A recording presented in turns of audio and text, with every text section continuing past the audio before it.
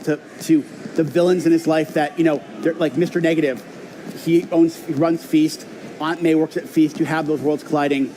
Taking those elements, and that's what we use to make the game. And once you kind of get that the nerves kind of calm down because you're making the game in one way or another that people will understand, they'll appreciate because it represents the DNA of the character that they love. What was it like working in collaboration with Marvel specifically? It's not really working with them. I mean, I will say their office is about 10 to 15 minutes from where we are in Burbank. Okay. So I just think of them, and this is truthfully, they're just Insomniacs who happen to work 15 minutes down the road.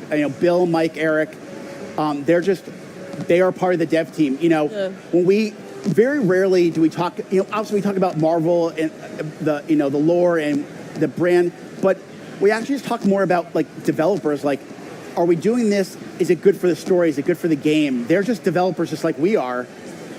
So it's been super natural. I mean, they're obviously really great storytellers, and they bring a lot of experience there.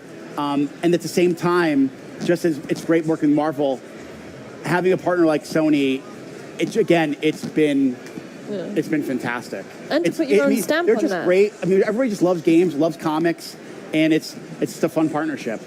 And you get to put your own stamp on a character that, like, most of us have grown up with. What is that like? And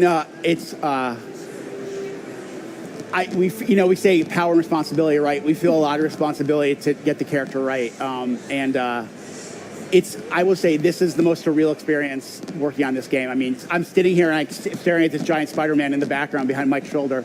And, to walking into West Hall today and see Spider-Man in the convention center,